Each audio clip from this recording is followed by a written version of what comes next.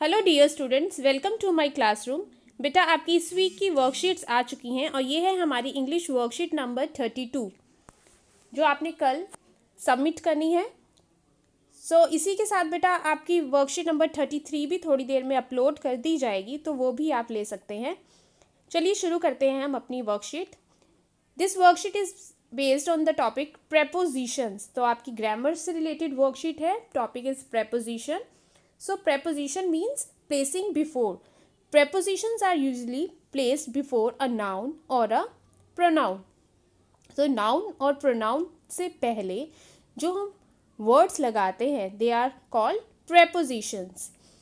For example, look at the picture below showing the prepositions of a place. कि हमें place is a noun. place का नाम noun होता है बेटा। तो उससे पहले हम जो वर्ड्स लगा सकते हैं they are like, first is on the table. So owl is sitting on the table.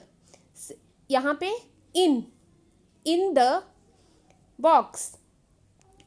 Over means जो आउल है वो डायरेक्ट जो है वो बॉक्स के ऊपर नहीं है, उसके बट ऊपर नहीं है, आपको दिखाई देगा वो फ्लाई कर रहा है, बट कहाँ फ्लाई कर रहा है? बॉक्स के ऊपर। So over. Here the bird is under the box. Here the birds are far away from each other. Here near and then up and down. So these all words are preposition. Now look here. In this picture, this bird is flying above the tree and here the cat is below the tree. यहाँ picture में देखें बेटा, the bird is sitting next to box and यहाँ पे अगली picture में वो उसके बॉक्स के आगे है, in front of box. Here it is behind the box, box के पीछे, और यहाँ पे बॉक्सेस के बीच में है, in between the box. Here the black pig is sitting among बेटा यहाँ पे मतलब बहुत सारे जो पिग्स हैं उनके बीच में बैठा है, so among.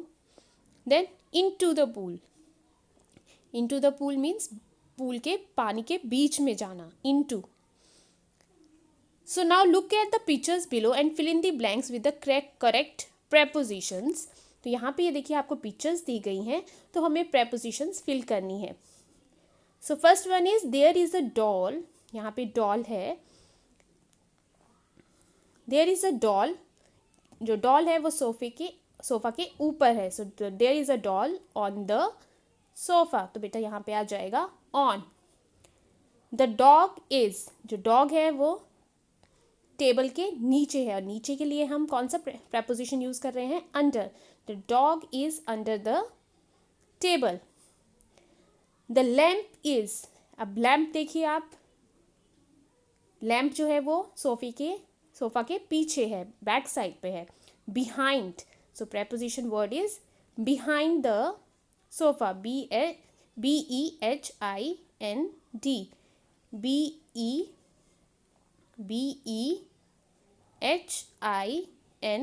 behind the sofa. Then there is a vase dash the ball. तो बेटा वास ढूंढिए आप कहाँ पे है। ये देखिए आप यहाँ पे वास दिख रहा है।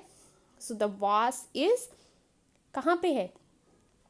किसके साथ है? बॉल के साथ है। तो हमने यहाँ पे बेटा वर्ड यूज़ किया था कि इज़ नियर, उसके पास है, बॉल के पास है। सो देयर इज़ अ वास near the ball. The umbrella is, अब अम्ब्रेला देखिए आप यहाँ पे कुशन्स के बीच में है। ये दो कुशन्स हैं यहाँ पर और इनके बीच में यहाँ पर है umbrella. So in between, so the umbrella is between the cushions. The umbrella is between the cushions. तो हम यहाँ पे between preposition word use करेंगे। Next, the framed picture. अब next हमारी ये picture है। The framed picture is, अब यहाँ पे framed picture है, वो कहाँ पर है? Is behind, पीछे है, सोफे के back side पे। So is behind, is above, बेटा ऊपर है, यहाँ पे सोफा है तो सोफे के ऊपर है। ये देखिए यहाँ पर है, बट उसके ऊपर हमने रखी नहीं हुई है, जैसे हमने यहाँ पे अभी किया था। ये यहाँ पर हमने किया over, right. So over the sofa, तो हम यहाँ पे लिखेंगे over, is over the sofa.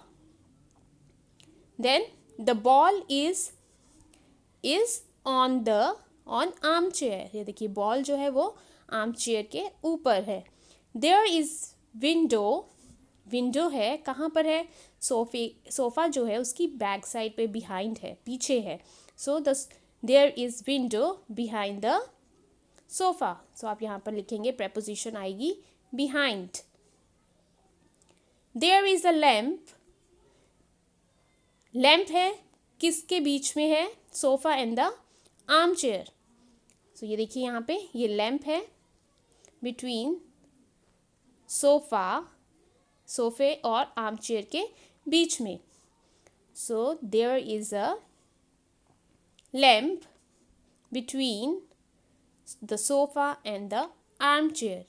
The robot is dash the bed, robot कहाँ पे है बेड के, तो ये बेड है और ये इसके ऊपर ही है, is on the bed, is on the bed. The robot is on the bed. तो बेटा ये थी आपकी वर्कशीट। आई होप आपको ये वर्कशीट अच्छे से समझ आई है। So please do like, share and subscribe the channel. Thank you.